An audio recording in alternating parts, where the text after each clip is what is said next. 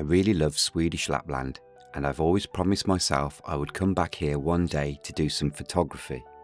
However, I couldn't miss the opportunity to come here in the summer and document this very special event. When you think of Sweden, you think of Ikea, reindeers and ABBA, but would you ever think of a massive moving wooden church? They say God moves in mysterious ways, and nothing is more true than in Kiruna, Sweden's most northern town, and home to the largest underground iron ore mine on the planet.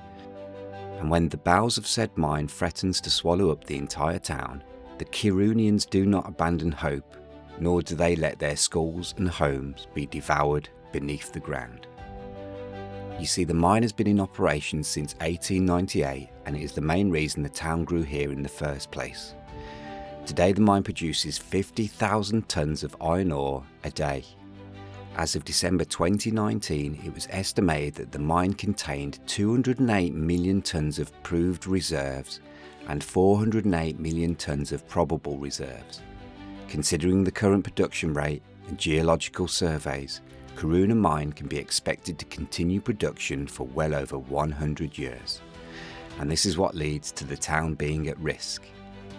So the mining company, LKAB, and the town council decided to up sticks, literally, and move the entire town 1.9 kilometres down the road to the east. You would say to move 21 of Kiruna's most important buildings and numerous homes is a feat of engineering within itself. But when it comes to moving one of the largest wooden structures and one of the most beautiful buildings in Sweden, then there is only one company that really could successfully pimp this ride. And that is the mining company itself, the very reason the town is here in the first place.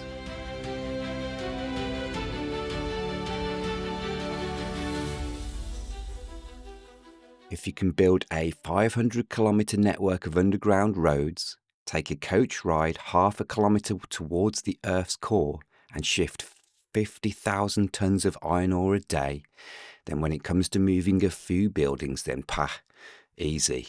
But this is something special. Thou shall be moved.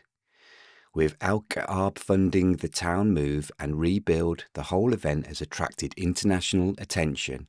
LKAB has put on hot drinks, food and entertainment, and the people of Kiruna have come to escort their beloved house of worship to its new home a stone throw away from the new town centre. The Pope-mobile has nothing on this. When I visited in winter of 2023, some of the town had either been demolished or moved, and the plan to move the church was up in the air. Could it be taken apart? Could it even be moved in the first place? The risks and potential damage to the structure were palpable. So when confirmation and dates were announced that it would be moved in August of 2025, flights and accommodation were booked. All that remained hanging on a thread was the weather.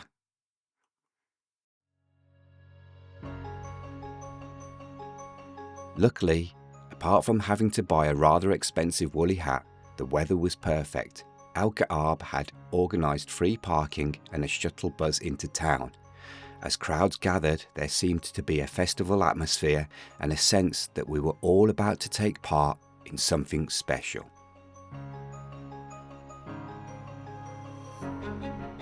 Unbelievably, I was surprised how close spectators were able to get to the massive wooden structure.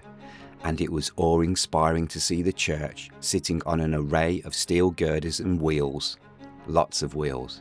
Oh, and then just to be sure, wooden blocks.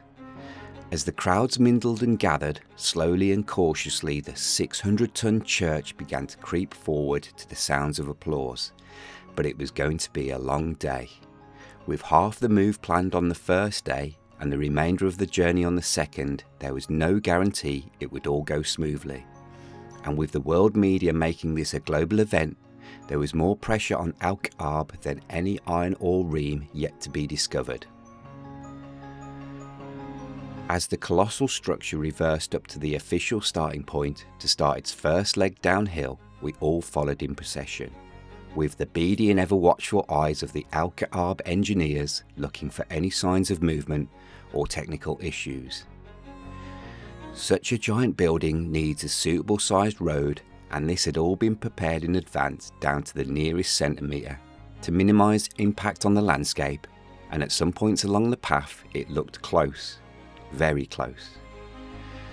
At points during the move, what could only be described as dozers from Fraddle Rock would climb up a ladder that looked like it was ordered from Timo and enter the church, maybe to worship at the altar or to check that anything had been altered. Had the operation been well staffed, or maybe just an excuse to get out the office? Either way, the doozers did a very professional job of keeping everyone safe while still allowing spectators to enjoy the experience. Because things like this don't happen very often, do they? And at the end of day one, there was a feeling of hope for a brighter future, and also one of reflection for leaving behind your past. As we moved into day two, we got ever closer to the new town, a modern, fresh-looking urban area with hotels, bars and restaurants, places for travellers to stay while seeking the Aurora Borealis and winter excursions. A completely new town centre with a shiny museum and library. There was a hive of activity also, with many signs that construction of the new town was and still is in full swing, but one thing was missing: the church. Would it make it? Would it survive a second day on what could only be described as skateboards on steroids? Would the townfolk of Kiruna have to settle for it being dumped somewhere halfway? I'm sure the might of LKAB would not let this titanic vessel meet its iceberg. Besides, it's summer.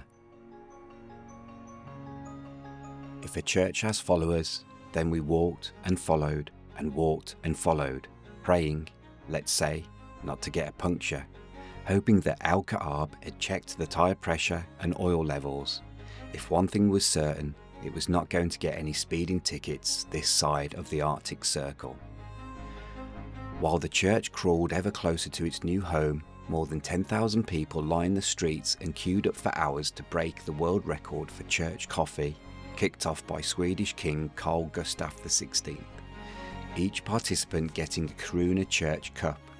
With all 3,000 cups handed out, the world record now stands at 3,187 cups. Holy shift, I think the church might just make it, and as it wheeled its way up the final approach, the whole of Kiruna seemed to breathe a sigh of relief and celebrate with guest performances and a traditional Sami choir. At the end of day two, the church finally came to rest, tired and weary from its travels, a move of biblical proportions. For now the church looks lonely and sad, but the future is very promising, and I'm sure in a few years this space will be transformed. As they say, if you move it, they will come.